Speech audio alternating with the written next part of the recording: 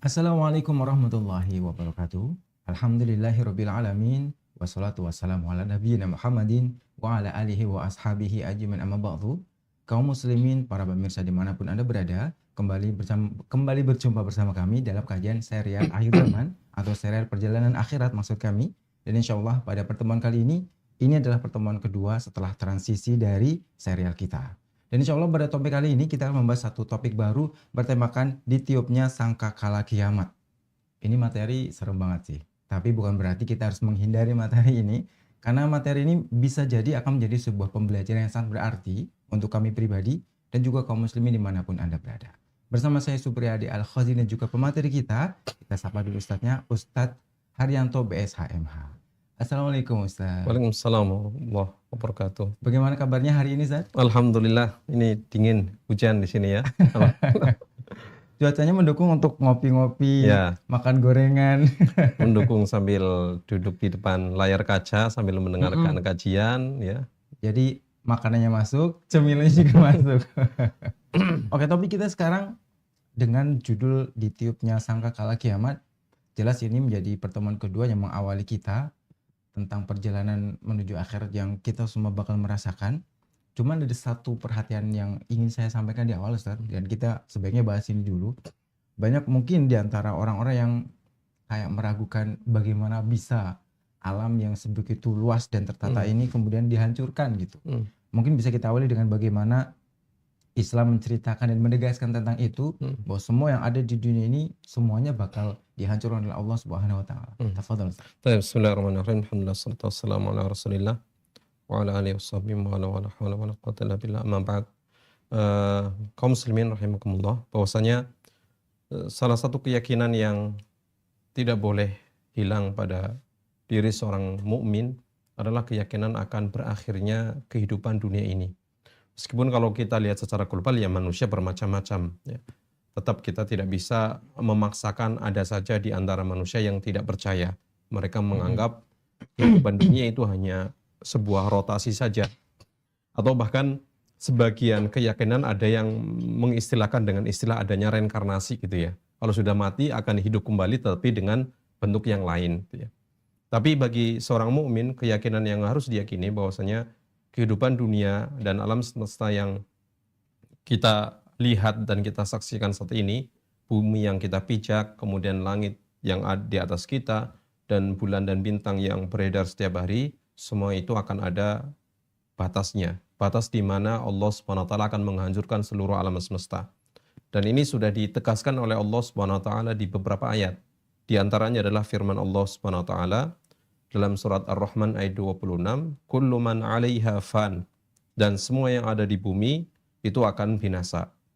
Segala sesuatu yang merupakan makhluk Allah Subhanahu wa taala akan Allah binasakan, yang akan Allah hancurkan, akan Allah akhirkan untuk masuk pada fase kehidupan berikutnya.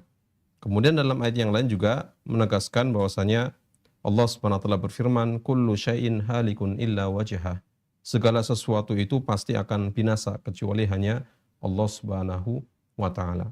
Dan ini menunjukkan akan qudratillah, kemampuan Allah, di mana Allah itu yang maha kekal, sedangkan seluruh makhluknya itu berawal dari sesuatu yang tidak ada kemudian berakhir dengan sebuah kehancuran.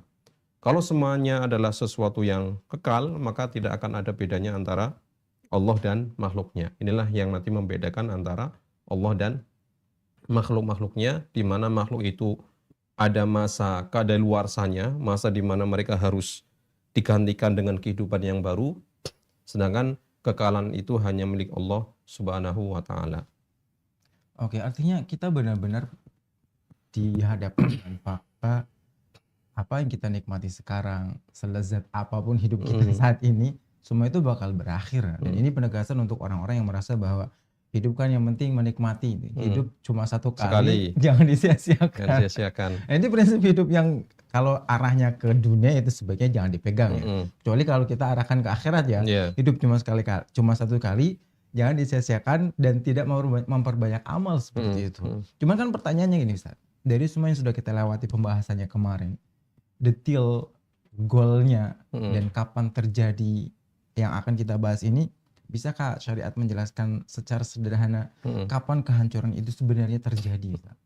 Jadi momentum kehancuran alam semesta ini adalah diawali dengan setelah kita sebelumnya sudah membahas terkait masalah tanda-tanda hari kiamat yang besar yang terakhir itu sudah muncul, maka setelah itu akan ada klimaks dari kiamat itu sendiri, yaitu kehancuran alam semesta ini. Dan kehancuran ini diawali dengan ditiupnya sangkakala kiamat. Ada sebagian orang ada mengistilahkan dengan istilah trompet, ya, trompet kiamat atau sangkakala kiamat. Dan peniupan sangkakala kiamat inilah yang kemudian menjadi momentum di mana alam semesta itu dihancurkan. Manusia itu mereka binasa semua. Ini sebagaimana Allah SWT menyebutkan dalam firman-Nya terkait masalah hal ini, seperti contohnya dalam surat Az-Zumar ayat 68, Allah SWT berfirman, wa nufikha fis-sur, dan ditiuplah sangkakala. Fasa'iqa man fis samawati wa man fil ard, maka matilah, binasalah siapa yang ada di langit dan yang ada di bumi. Illa man sya'allah, kecuali yang dikehendaki oleh Allah Subhanahu wa taala. Dalam ayat ini Allah Subhanahu wa taala menyebutkan ketika sangkakala itu sudah ditiupkan, maka seluruh makhluk yang ada di langit dan yang ada di bumi dan yang ada di lapis bawahnya dan langit yang di atasnya, dan termasuk jin, karena mereka juga hidup di alam yang bersama kita tapi beda alam, tapi mereka di dunia, mereka semua juga akan mengalami yang namanya kematian. Dan dalam ayat lain juga digambarkan yang sama. Ketika Allah Subhanahu wa taala menyebutkan dalam surat An-Naml ayat 87, wa yauma yunfakhu fis-sur, dan ingatlah hari ketika Allah Subhanahu wa taala telah menetapkan ditiupnya sangkakala kiamat, fa fazi'a man fis samawati wa man fil ard, maka terkejutlah segala apa yang ada di langit dan apa yang di bumi. Dan kata dua ayat ini datang dengan dua lafadz yang berbeda. Yang pertama adalah fasa'iqa, yaitu seperti orang yang kaget kemudian pingsan, mati. Kemudian fafazia adalah kondisi orang itu terkejut. Karena tiupan sangkakala ini kan bukan suatu hal yang lumrah. Kalau trompet yang biasa orang ya mereka akan mendengar, tapi suatu hal yang biasa saja. Tetapi ketika tiupan sangkakala ini dengan suara yang membuat mereka kaget, membuat mereka mati, sehingga ini menjadi suatu yang membuat mereka terkejut, membuat mereka panik, dan akhirnya berakhir dengan kematian. Wa man fil ardi illa man sya'allah, kecuali siapa yang dikehendaki oleh Allah Subhanahu wa taala. Dari dua ayat ini menjelaskan di mana kematian yang bersifat keseluruh makhluk hidup adalah diawali dengan ditiupnya sangkakala, kemudian kematian seluruh makhluk hidup yang ada di langit ataupun yang ada di bumi. Oke, tiba-tiba saya tertarik dengan bahwa tiupan itu akan menghancurkan semuanya, dan mungkin di rumah bisa membayangkan dengan apa yang saya bakal bicarakan ini. Di akhir-akhir ini kita lagi ramai dengan fenomena sound apa Orek, gitu ya, ya. sonorek, langsung disebut Nggak aja. apa-apa, ini kan kita tidak menyebut merek tertentu ya, milik Oke. tertentu. Dari kejadian itu, beberapa cuplikan video yang saya lihat, efek samping dari kerasnya suara itu kalau versi kita ya yang merasakan pasti bisa lebih kerasa sekali. Itu bisa sampai genteng pada jatuh. Iya. Artinya ketika ada, mungkin ini kompetisi atau apa, ketika ada persaingan dan ada barang-barang ditaruh seperti botol dan apa, kemudian soundnya ditaruh di sebelah sana, ini sampai terpental gitu. Ini baru sekelas sound seperti itu. Iya. Gitu. Apalagi kalau nanti yang ditiupkan adalah trompet kiamat kalau kita menyebutnya seperti itu. Artinya ini kekuatan yang sangat luar biasa. Cuman yang ada satu hal yang saya rada bingung. Kalau kemudian setelah ditiup itu semuanya mati, termasuk yang bertugas gitu. Terus bagaimana proses selanjutnya? Bukankah Allah itu dibantu dengan tidak hanya manusia ya, dan para malaikat itu? Apakah ada dari kejadian itu pengecualian pihak-pihak tertentu yang tidak langsung hancur dengan ditiupnya trompet itu? Tapi memang kalau kita lihat di ayat yang tadi kita sebutkan, baik surat An-Naml ataupun surat Az-Zumar, itu diakhiri dengan firman-Nya illa man sya'allah, kecuali yang Allah kehendaki. Jadi ada pengecualian di mana mereka tidak mengalami yang namanya as-sa'iq aul faza', tidak mengalami yang namanya keterkejutan dan kematian. Hanya saja di sini memang banyak sekali para ulama berpendapat, mengemukakan pendapat mereka terkait siapa yang dikecualikan ini. Karena memang dalam hadis tidak ada dalil yang secara jelas, secara gamblang menyebutkan makhluk siapa yang memang dikecualikan oleh Allah Subhanahu wa taala. Misalnya ada sebagian ulama yang mereka yang dikatakan oleh Imam Muqatil rahimahullah mengatakan bahwasanya yang dikecualikan ini adalah mereka malaikat Jibril, malaikat Mikail, Israfil, malaikat maut, dan malaikat pemikul arsy Allah Subhanahu wa taala. Jadi yang dikecualikan yang mereka tidak binasa adalah beberapa malaikat yang memang memiliki tugas khusus, yang memang memiliki keistimewaan sehingga mereka tidak mendapatkan keterkejutan dan kematian ketika ditiupnya sangkakala kiamat tersebut. Kemudian ada sebagian ulama yang mengatakan yang dimaksud pengecualian itu adalah mereka yang posisinya berada di dalam surga ataupun neraka. Karena surga dan neraka itu kan kita yakini sudah ada dan sudah ada penghuni-penghuninya. Tapi bukan penghuni dari manusia yang akan dihisab, bukan. Tapi memang penghuni yang mereka adalah para pelayan yang akan melayani manusia-manusia yang akan masuk ke dalam surga. Misalnya bidadari surga, anak-anak yang ada di dalam surga yang akan membawa nampan yang berisi minuman yang akan dibagikan kepada para penghuni surga. Dan juga mereka yang hewan-hewan ataupun makhluk-makhluk yang memang sudah Allah siapkan di dalam neraka untuk menyiksa orang-orang yang akan masuk ke dalam neraka tersebut. Ini dikatakan sebagian pendapat dari Imam Ahmad. Ada juga yang mengatakan bahwasanya yang dikecualikan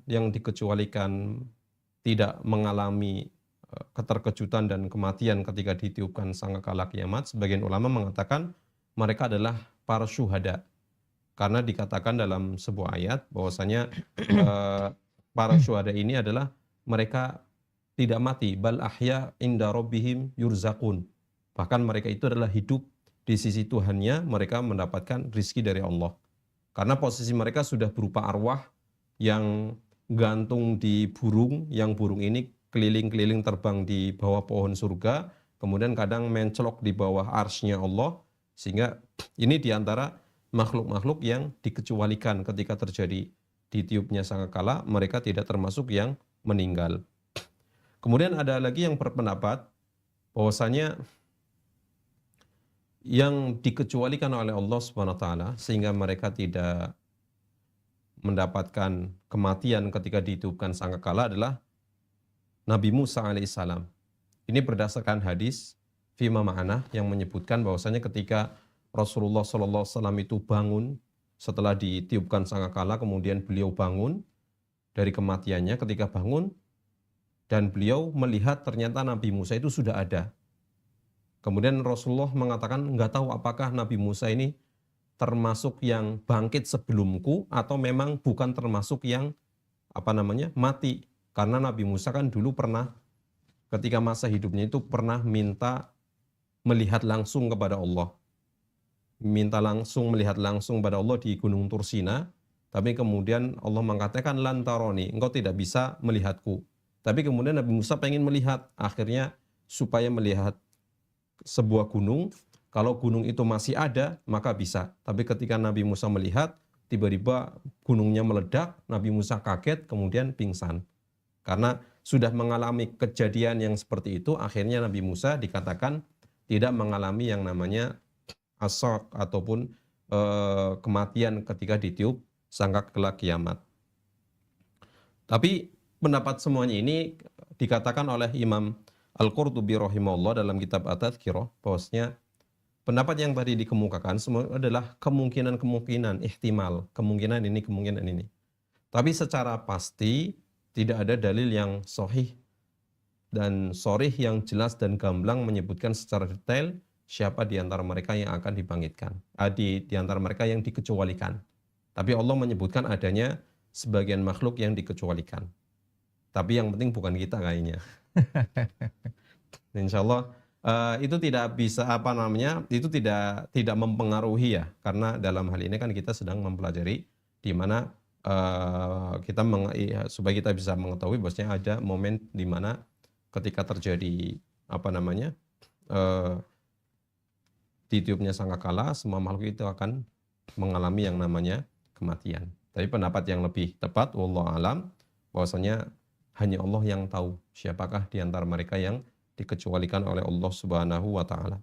Kemudian sedikit menanggapi tadi yang dikatakan oleh Ustadz Supri terkait masalah Son Horeg, memang ini sebuah apa namanya, sebagai tashbih ya, sebagai pendekatan lah, pendekatan secara logika biar kita bisa tergambar bagaimana dahsyatnya tiupan sangkakala tersebut. Bahkan yang kelasnya Son Horeg kita katakan seperti itu juga ketika suaranya keras, kemudian getaran itu menimbulkan getaran merambat di udara, itu bisa menyebabkan kaca pecah, genteng jatuh gitu ya. Atau bahkan gendang telinga kita ketika jaraknya terlalu dekat juga bisa merusak, Bermasalah. bisa merusak telinga kita, apalagi yang itu apa namanya, suara sangat besar yang menyebabkan orang itu meninggal seketika. Itu kan menunjukkan betapa dahsyat dan kuatnya suara tersebut sehingga menyebabkan orang itu bisa mati seketika. Oke. Nah, ini mulai ada gambaran kalau kita rangkai dengan semua yang sudah kita bahas kemarin-kemarin. Artinya ini tiupan adalah tiupan yang terjadi dan ketika itu sebagian manusia masih dalam keadaan hidup pastinya ya. Sedang Ibarat dari aktivitas mereka. dari semua tanda-tanda hari kiamat yang sudah kita bahas kemarin dengan semua fenomena alam yang besar dan masih menyisakan manusia-manusia yang jelas keimanannya sudah tidak perlu dipertanyakan lagi karena jelas tidak beriman seperti itu. Lalu apakah orang-orang yang ya kita yakin dan kita yakini bahwa kita nggak sampai berada di level itu ya. Orang-orang yang masih bertahan hidup sampai saat itu, apa yang bisa mereka lakukan? Atau mungkin bisa nggak mereka melakukan hal terakhir sebelum akhirnya benar-benar bertemu dengan tiupan ini dan berakhir dengan hari kiamat kelak itu? Mungkin melakukan kegiatan perpisahan kah? Mungkin nggak itu dilakukan? Jadi sebagaimana kita tahu ketika seorang itu sudah menghadapi yang namanya kematian, ada kematian yang sifatnya itu memang ada tahapan ya. Orang yang ketika dalam kondisi sekarat, dia masih ada tahapan di mana dia masih bisa melakukan hal lain. Tetapi ada kematian yang sifatnya itu al-faza, kematian yang sudfah, yang mendadak, yang tiba-tiba mendadak, tiba-tiba mati. Biasanya kalau kejadian kematian yang sifatnya mendadak, dia tidak akan bisa melakukan apa-apa. Termasuk kan ditiupnya sangkakala kiamat ini kan kita tidak tahu kapan. Tiba-tiba ditiup kan otomatis itu sifatnya mendadak, kita tidak bisa persiapan apa-apa. Kalau kita tahu trompetnya besok, oh berarti kita persiapan. Ada pengumuman dulu. Jadi sesuatu yang sifatnya mendadak biasanya tidak akan bisa menjadikan seorang itu mampu untuk melakukan sesuatu. Dan ini juga ditegaskan seperti dalam firman Allah Subhanahu wa taala dalam surat Yasin ayat 49 sampai 50. Allah Subhanahu wa taala berfirman, "Ma yanzuruna illa sayhatan wahidah ta'khudhuhum wa hum yakhisimun." Mereka hanya menunggu satu teriakan trompet yang akan membinasakan mereka ketika mereka sedang bertengkar. Sedang ribut, tiba-tiba ada trompet, ditiupkan sangkakala, mati. Belum sempat salaman, belum sempat berdamai. Dalam kondisi mereka seperti itu, mereka meninggal. Fala yastati'una tawsiyatan wala ila ahlim yarji'un. Mereka tidak ada kesempatan untuk menulis wasiat atau pulang dulu pamitan sama orang tua, sama keluarga di rumah mau mati, padahal yang di rumah juga mau mati juga sama. Sama-sama mau mati ya. Tapi tidak bisa perpisahan, mereka akan langsung mati. Bahkan disebutkan dalam sebuah hadis Rasulullah SAW bersabda di riwayat Imam Muslim dan Imam Ahmad, "Tsumma yunfakhu fis-sur fala yasma'u ahadun illa asgha laitan wa rafa laitan."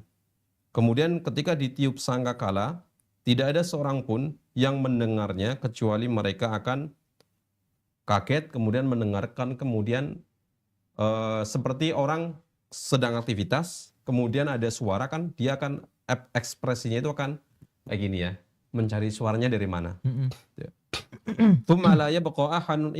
Tapi ketika dia sudah mendengar, ekspresi mencari sumber suara itu dari mana, tapi dia kemudian langsung mati.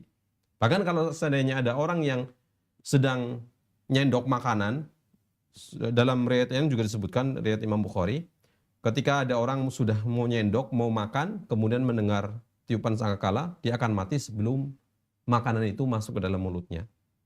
Ada orang sedang memerah susu dari hewan ternaknya, belum sempat menikmati, itu sudah mati. Jadi jarak antara kematian dengan dia mendengar tiupan sangkakala itu sangat dekat. Tidak memberikan kesempatan untuk dia untuk beramal kebaikan, bertobat, apalagi melakukan hal-hal lain. Nanti dulu saya mau sholat dulu 2 rakaat, kamu nggak ada kesempatan. Jangankan sholat, wudunya aja mungkin tidak sempat. Sehingga ini termasuk sesuatu yang dahsyat yang menyebabkan, tadi kalau kita kaitkan dengan sound horeg tadi kan, ketika mendengar yang keras kan otomatis ada masa di mana masih bergetar dulu terus baru pecah gitu kan. Tapi itu enggak. Itu karena saking kerasnya tiupan tersebut menyebabkan orang itu cepat menghadapi sebuah kematian. Oke, artinya dalam sekali tiupan dan ya namanya kecepatan suara kan jelas kita tidak bisa membayangkan sejauh apa gitu. Artinya dalam waktu yang sama, dalam waktu yang bersamaan, semua yang mendengarkan getaran itu seketika itu juga kemudian meninggal karena tidak tahannya seperti itu. Nah, cuma gini Ustaz, ini bisa nggak sih kita kasih gambaran ke pemirsa? Barangkali ada ya, barangkali ada penjelasan yang lebih detail, nyata, lebih real gitu. Ini kan sangkakala, tiupan dengan kalau bahasa kita sekarang kita sebut trompet ya. Yeah. Cuma kan takutnya pemirsa di rumah ntar trompet dikiranya kayak ada bentar lagi ada tahun baru kemudian trompet gambarnya seperti itu gitu. Apakah ada penjelasan yang lebih real seperti apa dan mungkin seberapa besar trompet yang bakal digunakan untuk ditiupkan sebagai tanda akhir atau datangnya hari kiamat itu? Jadi dalam Al-Quran memang ketika menyebutkan sangkakala ataupun trompet tersebut dengan kata asur, dan kata asur itu secara bahasa artinya adalah tanduk, tanduk yang memang bentuknya seperti trompet gitu ya. Sedangkan menurut istilah syariat yang disebutkan oleh yang dikatakan bahwasanya kata asur adalah sangkakala, disebutkan oleh Imam Ibnu Utsaimin rahimahullah dalam Syarah Lumatul I'tiqad bahwasanya asur itu adalah sangkakala yang sangat besar yang ditiup oleh malaikat yang bertugas untuk meniupnya. Jadi berbentuk, kalau secara bahasa kita lihat bentuknya seperti tanduk yang ditiup dan ukurannya besar, dan itu hanya bisa dilakukan oleh malaikat yang sudah mendapatkan tugas. Dan ini juga disebutkan dalam sebuah hadis ketika ada seorang Arab Badui bertanya kepada Rasulullah, "Ya Rasulullah, masur, apa itu sangkakala?" Maka Rasulullah SAW mengatakan, "Qarnun yunfakhu fih," yaitu seperti tanduk yang akan ditiup. Jadi kalau secara bentuk, yaitu adalah bentuknya seperti tanduk, kemudian ukurannya besar, karena yang akan mendapatkan tugas itu adalah malaikat, bukan makhluk Allah yang biasa. Hanya saja detailnya seperti apa, besarnya seperti apa, ya kita tidak tahu ya, hanya Allah yang tahu. Oke, jadi kalau ya mungkin tidak memberi jawaban langsung real gitu, cuma ilustrasi sedikit kalau kembali ke yang tadi disebutkan, mungkin ini seperti tanduk yang agak-agak belok gitu ya dengan tiupan seperti itu. Bukan seperti yang barangkali ada orang membayangkan seperti trompetnya menjelang tahun baru. Supaya kita nggak salah paham seperti itu. Nah, yang bertugas meniupkan ini, kalau kita lihat di tugas-tugas para malaikat kan, kalau satu malaikat ini bertugas meniupkan atau trompet atau sangkakala, pertanyaannya gini, ini yang bertugas apa yang dia lakukan sebelumnya gitu? Karena kan kalau tugasnya cuma satu, terus selama ini dia ngapain dong gitu? Sehingga pertanyaannya, apa yang dilakukan oleh malaikat ini sebelum atau menjelang tragedi kejadian besar peniupan sangkakala ini? Jadi memang di antara sifat malaikat adalah mereka hanya melakukan yang diperintahkan oleh Allah SWT. Tidak ada istilah mereka adalah nyambi inisiatif, dulu. Nyambi itu ya nggak ada. Karena tugas mereka sesuai dengan apa yang Allah tugaskan. Kalau tugasnya sujud ya sujud. Kalau tugasnya menyampaikan wahyu ya menyampaikan wahyu. Tidak ada kerjaan sambilan malaikat. Karena mereka sudah di style untuk melakukan itu, ya dia akan seperti itu. Begitu pula ketika malaikat yang bertugas untuk meniupkan sangkakala kiamat, ada sebagian ulama yang menyebutkan dengan namanya Israfil, tapi ada sebagian ulama juga tidak menyebutkan secara jelas namanya. ketika atau sejak ditetapkan oleh Allah SWT mendapatkan tugas untuk meniup sangkakala kiamat, maka sang malaikat itu senantiasa siap siaga dengan posisi dia siap untuk meniup sangkakala tersebut, menunggu perintah dari Allah SWT. Karena memang malaikat yang meniup sangkakala pun dia tidak tahu kapan terjadi kiamat itu. Dia hanya nunggu komando. Kalau sudah keluar komando dari Allah, maka dia akan melakukan hal tersebut. Ini sebagaimana disebutkan oleh Rasulullah SAW di beberapa hadis. Misalnya dalam hadis riwayat Imam Al-Hakim, Rasulullah SAW bersabda, Inna torfa sahibis sur mundu wukila bihi musta'idun yang dhuru nahwal arsh. Sesungguhnya pandangan peniup sangkakala sejak diberi tugas kepadanya selalu siap memandang ke arah arsy-Nya Allah. Karena khawatir kalau dia diberi perintah sebelum matanya berkedip. Maksudnya dia, malaikat ini senantiasa posisinya siap melihat ke arsy-Nya Allah, menunggu komando. Jangan sampai terlambat. Jangan sampai ada jeda antara Allah memerintahkan dengan waktu di mana dia harus melakukan. Ketika Allah sudah memerintahkan, maka langsung meniup sangkakala tersebut. Bahkan jangan sampai ada jarak meskipun kedipan mata terlambat sedikit, dia tidak boleh terjadi seperti itu. Ka'ana ainaihi kaukaban durriyan, dan kedua matanya bagaikan dua bintang yang berkilau. Ini menjelaskan di mana malaikat tersebut sejak mendapatkan tugas, dia sudah siap di situ, tidak kemana-mana. Dengan trompetnya, dia siap untuk meniup kapan saja Allah memerintahkan. Dalam hadis yang lain juga, Rasulullah SAW bersabda, Kaifa an'amu wa sahibul qarni qal taqoma al-qarna. Bagaimana aku bisa bersenang-senang dengan kehidupan dunia, sedangkan yang bertugas meniup sangkakala telah memasukkan mulutnya. Jadi posisinya sudah, mulutnya malaikat sudah dimasukkan ke lubang trompet itu, tinggal gitu aja ditiup. Tidak, karena ini kan sangkakala ini beda dengan trompet. Kalau trompet manusia kan sudah dipakai orang banyak ya. Keliling kita mungkin yang beli sudah giliran nomor berapa itu sudah dicoba. Dan ini malaikat karena melaksanakan sesuai dengan apa yang Allah perintahkan, dia posisinya mulutnya sudah menempel ke trompet tersebut, tinggal nunggu. Dia mendengarkan, menyiapkan pendengaran, wastamal idna mata yu'maru bin nafi fayanfuh.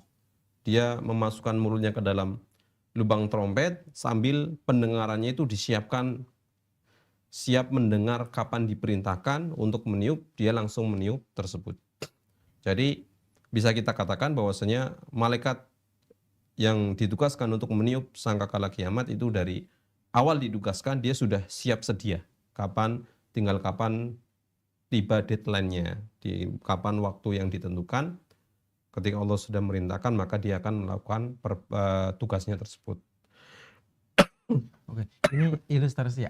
Andai saja ada momen di mana kita yang hidup di dunia bisa melihat ke langit dan melihat betapa standby-nya malaikat ini dengan trompetnya, bahkan mulutnya sudah disiapkan dengan ujung trompet itu akan menjadi sebuah hal yang di satu sisi mengerikan, di sisi yang lain juga menjadi perhatian ketika kita mau melakukan segala aktivitas dan selalu melihat bahwa di sana ada malaikat yang standby untuk meniup trompet itu gitu.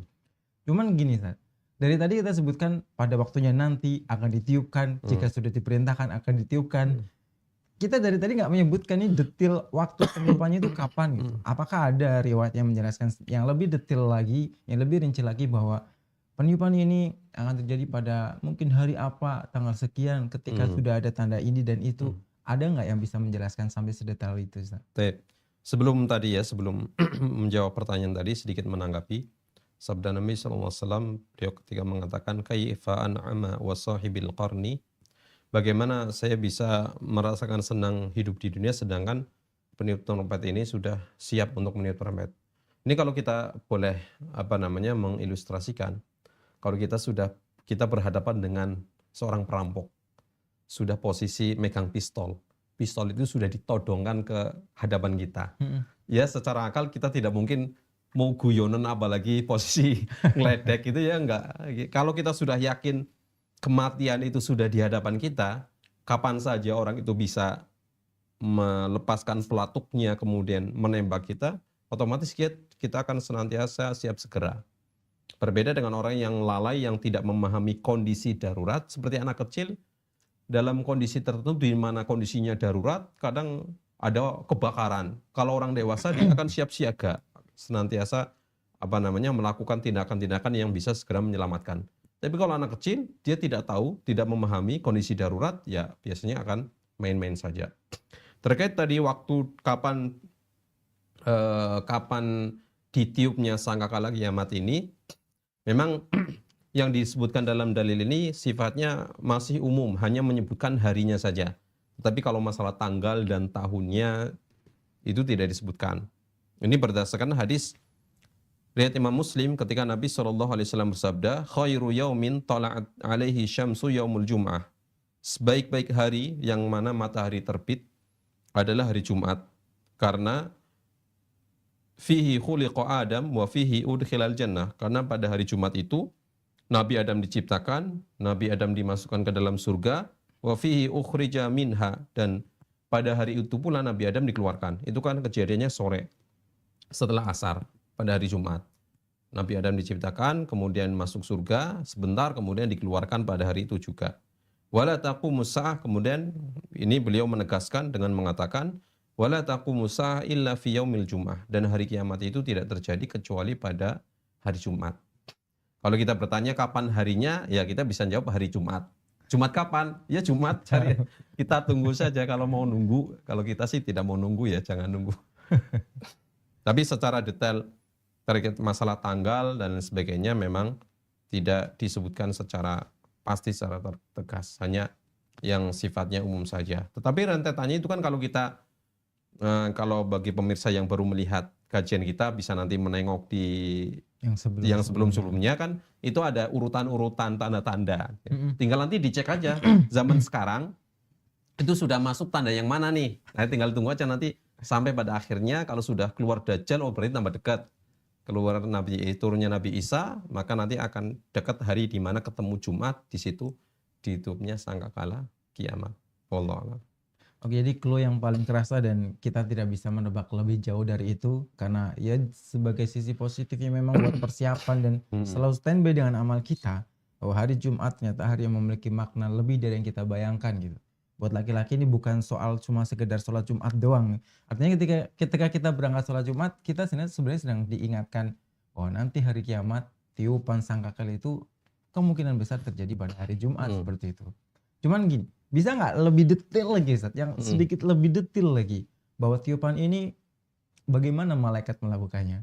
Apakah dengan kalau kita lihat film-film kolosal yang perang itu tiupan ditiup dengan tiupan sekali yang panjang tanda kita mau menyerang gitu. Apakah ada, barangkali ada ya? Apakah ada penjelasan dari riwayat yang ini tiupannya apakah sekali atau 3 kali atau 1 kali dalam tiupan yang panjang? Ada nggak penjelasannya lebih detail lagi? Terkait masalah jumlah berapa kali sangkakala itu ditiup, memang ada perbedaan pendapat di kalangan para ulama. Ada sebagian seperti Imam Ibnul Arabi, Syekhul Islam Ibnu Taimiyah dan Imam Asy-Syaukani rahimahumullah menyebutkan bahwasanya kiamat itu terjadi, tiupan sangkakala itu terjadi 3 kali. Yang pertama namanya nafkhatul faza, seperti di surat An-Naml ya menyebutkan bahwasanya nafkhatul faza itu tiupan yang menyebabkan orang itu kaget. Tapi nggak langsung mati. Kemudian baru ada tiupan yang kedua namanya nafkhatul sa', yaitu tiupan yang menyebabkan orang meninggal. Jadi ini agak sedikit berbeda dengan tadi yang kita jelaskan di awal. Ada sebagian ulama yang mengatakan bahwasanya 2 kejadian antara keterkagetan seseorang ketika mendengar suara tiupan sangkakala tersebut, maka dia tidak langsung mati. Tapi nanti ada waktu di mana ditiupkan sangkakala yang kedua yang kemudian menyebabkan mereka meninggal. Hanya saja jaraknya berapa lama ya tidak disebutkan.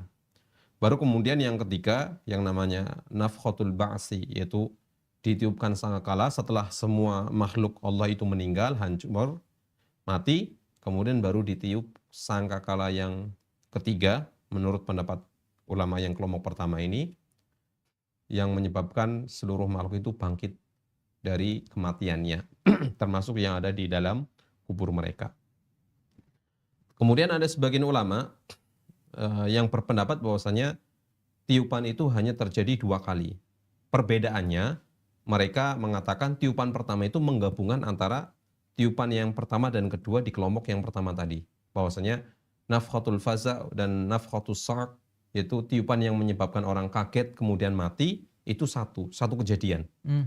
Sehingga ini sebagaimana kita sampaikan di awal, menyebabkan seseorang itu tidak ada kesempatan untuk bisa melakukan aktivitas berwasiat, ya, sebagaimana disebutkan dalam surat Yasin ayat 49-50, sehingga orang itu tidak ada kesempatan untuk menulis wasiat atau kembali kepada keluarganya. Itu jadi tiupan yang menyebabkan kaget kemudian mati itu satu peristiwa satu. Kemudian baru tiupan yang kedua adalah nafkhatul ba'as wan nusyur, sebagaimana pendapat yang kelompok pertama. Ini mengatakan tiupan yang terakhir, yang kedua, ini adalah tiupan di mana orang, manusia, kemudian makhluk Allah dibangkitkan dari kematiannya. Dalil 2 kali tiupan ini, wallahu alam, yang kami pandang ini pendapat yang lebih dekat kepada kebenaran.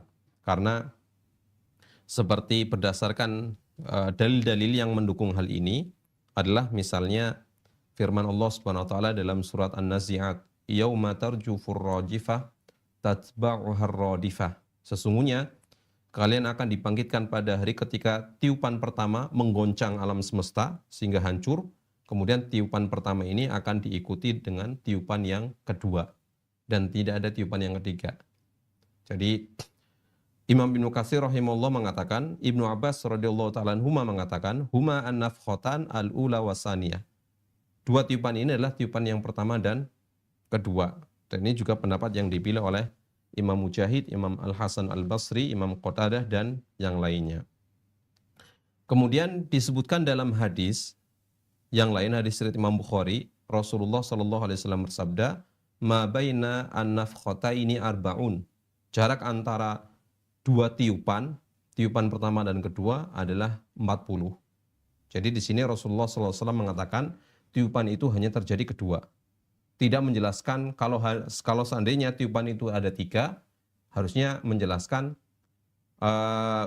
ma baina an-nafkhah al-ula wasaniyah wasalisah, jarak antara tiupan pertama, kedua, ketiga, jaraknya sekian. Tapi ini hanya menyebutkan 2.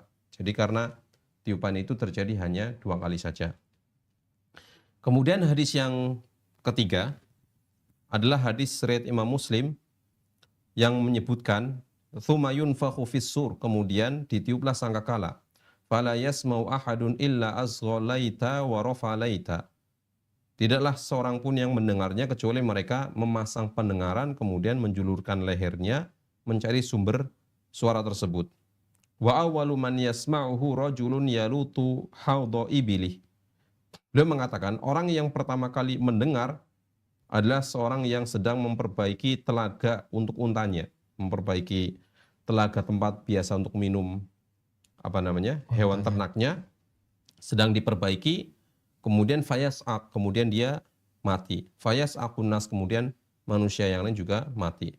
Tsumma yursilullahu qala fayunzilullahu mataran ka'annahu tallu aw dhillu. Kemudian beliau mengatakan, setelah semuanya meninggal, semua binasa, maka kemudian Allah Subhanahu wa taala menurunkan hujan gerimis, hujan rintik-rintik, hujan gerimis,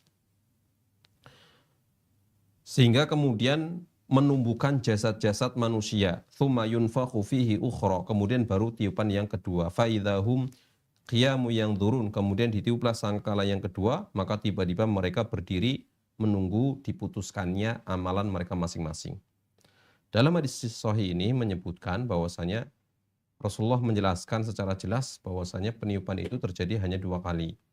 Tiupan pertama adalah kematian, tiupan kedua adalah hari di mana manusia itu dibangkitkan untuk menghadap Allah, untuk menghadapi pengadilan atas amal mereka yang telah lakukan. Jadi secara kalau boleh kita katakan pendapat yang lebih dekat, wallahu alam, yang mengatakan bahwasanya tiupan itu terjadi 2 kali. Oke, ini biar nggak bikin pemirsa bingung ya. Tadi kita bahas bahwa intinya tiupan itu terjadi 2 kali. Tiupan untuk menghancurkan sampai mereka kemudian binasa, manusia sudah nggak ada lagi, dan tiupan kedua adalah membangkitkan lagi. Cuman di pembahasan yang pertama, tiupan pertama, ternyata ada beberapa pendapat. Pendapat pertama menyebutkan kalau tiupan itu terjadi 3 kali. Tiupan yang pertama untuk mengagetkan, dan dua tiupan selanjutnya itu untuk menghancurkan. Dan kemudian ada pendapat lagi menyebutkan tiupan yang 3 kali itu sebenarnya 2 kali.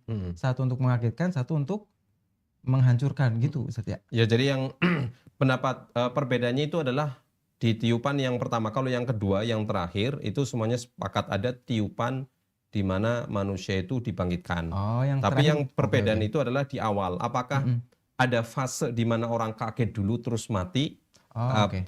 kaget, kemudian ditiup lagi terus mati, atau sekali tiup kaget langsung mati.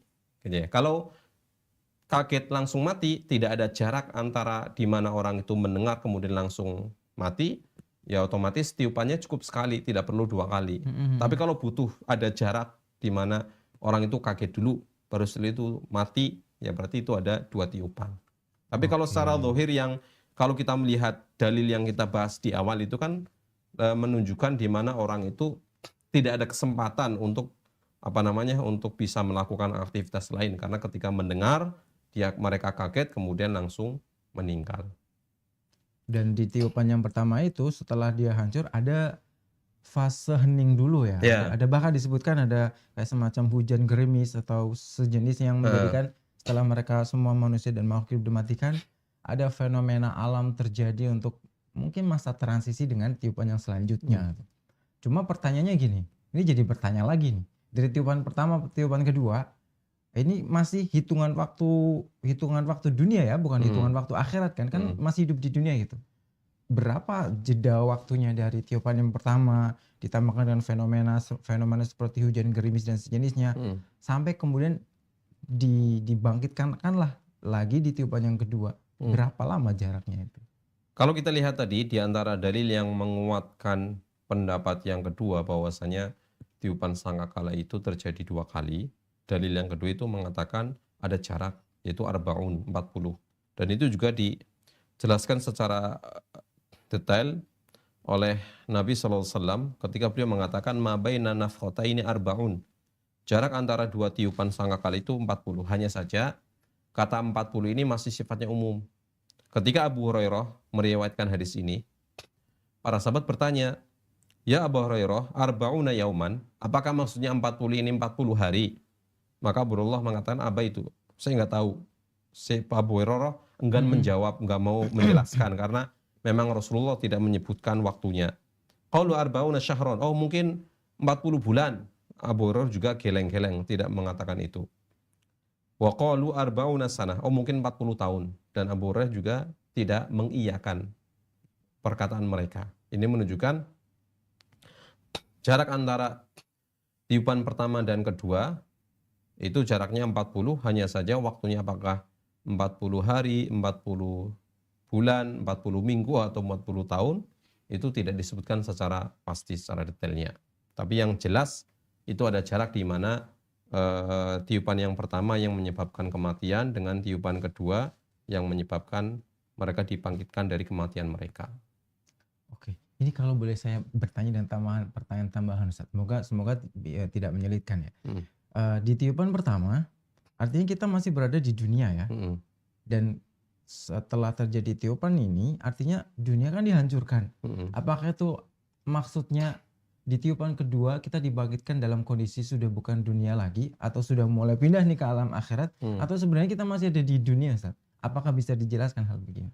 Memang di ayat juga sebutkan firman Allah Subhanahu wa taala, yauma tubaddalul ardu ghairal ardi was samawat, ya. Di waktu di mana bumi itu diganti dengan bumi yang lain dan langit juga langit yang lain. Jadi ketika alam semesta ini dihancurkan oleh Allah Subhanahu wa taala, Allah akan mendatangkan alam semesta yang lain yang akan mereka di mana mereka akan bangkit dari tempat tersebut. Karena dunia ini kan sudah tempat kita berpijak ini kan kalau boleh mungkin setiap langkah di mana kita menjalankan kaki kita itu kalau dilihat dari zaman dulu kan manusia sudah banyak yang mati meninggal, bisa jadi di bawah kita ini juga ada bekas-bekas kuburan orang yang nggak tahu siapa.